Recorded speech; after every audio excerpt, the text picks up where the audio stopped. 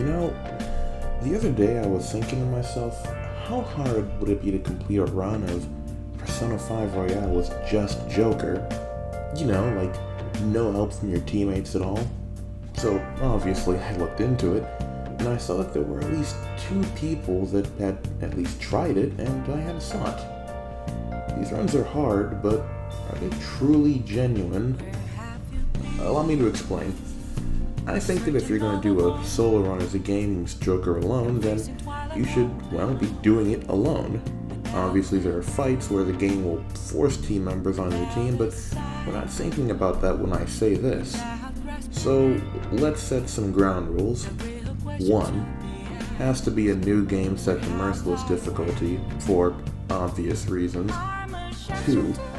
Team members are never allowed to act under any circumstance, meaning that the only thing they're allowed to do is guard, until they're inevitably no longer there. 3. No holdups, or recruiting personas through them, and my logic here is pretty simple. Holdup normally requires that you have at least one team member, so that means we can only gain personas through fusion. 4. No DLCs. Like, they're not broken, but the way I see it, they break the game enough for it to be unfair. 5. This run is only complete when we make it to the 3rd semester boss, because I don't think it'd be very fun if we just ended the run at Yao the boss. And 6.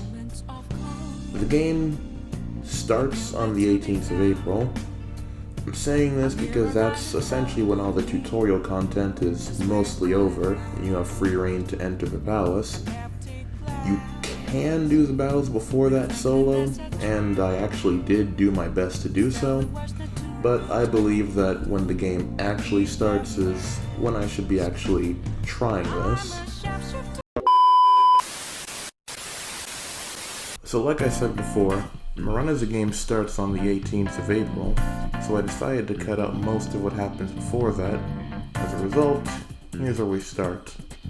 On the 18th, I decided against going into the palace since I intend to do it in one day to save time, so I do the little that I can between getting items and confidant ranks and then head into the palace. On the next day, I enter the palace and immediately have a problem. I'm level 5 and I only have access to Zio. Since I've stopped myself from any battle action that would require help, that means I have to reach level 7 before I can gain access to more personas, fuse backwards, and gain different elements. Until then, I have to tough things out when I can, run, and generally stall for time. Now, I've played this game before, but I realized something this time around since it never happened. The first thing is shadows running from me when they get low on SP, and the second is the security level of the palace going up when that happens, which was tedious to deal with. I also realized I was playing on autopilot for a while, and kept using the auto recovery instead of just healing myself. It might not sound like a bad thing, but for all intents and purposes, I don't want my teammates around, let alone alive while I'm in a fight. And, I'll admit, I did take a few deaths on the way here, which led me to farming until I hit level 6, since once I get to level 7, I'll be able to use every element that's needed for the palace. See, at the start, the only personas we have are Arsene, Pixie, and Agacion, but once we reach level 7, we can make Genbu and Succubus. Genbu allows for ice, but we don't stop there. By summoning back what we used on the previous fusion, I'm able to fuse into Barris and Kelpie. Kelpie will end up being our wind persona, and finally fusing Pixie and Succubus, I gain access to Kate Sis, in other words, dedicated fire. From this point going forward, I somewhat start to breathe through the palace. I also decide to fight the strong enemies that are around since, at worst, I die and restart from my last save, and at best, my team dies and I get more XP, which then leads to Heavenly Punisher. By fighting every enemy I came across, I ended up making level 8 before him, which allowed me to fuse Obarian before the fight. And since he resists physical attacks, it makes my job easier. The fight itself isn't too complicated. He attacks everyone else before he attacks Joker, and he always gives you 2 turns. He spends 1 turn sinking, 1 turn charging, and 1 turn attacking, So the basic strategy is to attack after he attacks and attack when he's sinking, then you block and you should be fine. If your health gets low, then you use one of the 2 turns you have to act to use a heal. Simple enough. Now, once you're past the Heavenly Punisher, if I'm being honest, you're pretty much at the end of the palace. I also glossed over the will seed, so we can go over them real quick. Collected every will seed up until the end of the palace, and when I made it to the last one, I actually had a bit of trouble. See, I wasn't using a guide at the time, so I had no idea what to do with this guy, and it generally seemed impossible. Killed me once or twice, and then I just kinda started guessing and managed to get lucky. Obarian has a move called Lucky Punch, and I just kept using it, and somehow it kept working, critting, and doing a fourth of his health. So then at that point, it just turned into, well, getting lucky until he died. As a result, I struggled a bit to take him down, but I managed to get the 3rd will seed, and came out with the item from Kamoshida's palace. Now, this next part is a little embarrassing, but I kept dying no matter what I did. I'd start from the safe room, fight my way up to the swinging blade trap, and then I'd try to make my way back down to the safe room, but it never worked out that way. See, on the way to the safe room, I'd end up getting caught by a shadow and forced into a fight that I couldn't win. Sometimes it would be a Heavenly Punisher with angels, and other times it would be the succubus and the incubus, and I'd end up making the wrong move. I'd attack, but then I'd keep attacking and wouldn't have a way of hitting another weakness, so I'm just left open. Other times I'd end up missing before hitting a weakness, so I end up dying without getting to actually block. And sometimes I end up just starting the fight as a 3v1. I have no way of hitting every weakness in one turn, so I just get beaten to death. And it's kind of ironic, since my best attempt was the one where I actually just tried to run, and failed to. See, I tried to just run down the stairs and get away from every enemy, but I ended up getting forced into a fight anyway, because I got chased, and then I got caught by the sub-boss. And I just kinda got lucky against the sub-boss.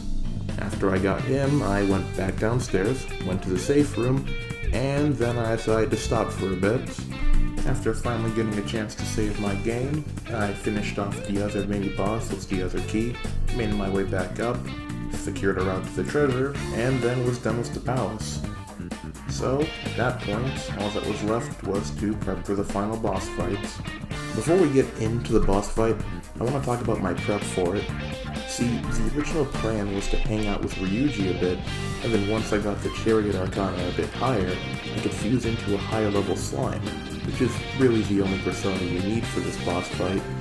Unfortunately, he was a little bit too antsy about the calling card to be willing to hang out, so I just decided to improvise. I used my afternoon to wash clothes that I found in the palace, which ended up getting me armor that had 75 defense in comparison to 50, and despite getting multiple pieces of armor that were better than what I was wearing, I didn't equip any of it on my teammates. I want to make sure that they die pretty quickly in this boss fight. After that, I bought a ton of healing items and decided it was time to take down Kamoshida. So, got back into the palace after setting the calling card, fused the slime, and decided to get into it. Now, since I have to do this by myself, the only real strategy is to not die. By staying on slime, I ensure that I resist physical attacks and have a physical attack to hit with. After doing enough damage to Kamoshida, he heals himself and starts using an attack up. By focusing on the Golden Chalice, I'm able to force him into the next phase of the fight, and fortunately by this point all my teammates are dead. I end up having enough health to survive his kill shot while blocking, and end up defeating the cognitive Shiho before he can even use his true kill shot. After that, it ends up becoming a war of attrition. I can survive a set amount of attacks before I have to stop and heal, and I can do around 200 to 300 damage in that time, so eventually he's gonna go down. And with that, the first palace is complete. So, if I had to rate this palace on a scale of 1 to 10 in terms of how difficult it was while trying to go solo on Merciless, I'd have to say 6. I'm saying this because despite everything, once I had every element, there wasn't a fight that I wasn't capable of doing on my own, and the most difficult part was before I could get back to that safe room, and before I reached level 7. Outside of that, it wasn't really too difficult. Tedious, but not difficult. So, next time, we're gonna go for Madarame and see how that goes. Bye. Hey there. So, if you made it this far in the video, I just want to thank you from the bottom of my heart. I've been working on this for about 2 weeks, and I plan to continue working on the rest of the series for, I guess, every other palace. But it means a lot to me if you made it here. You know, this kind of stuff, it takes time for me. So keep watching these projects, and I'll keep making them. Thanks.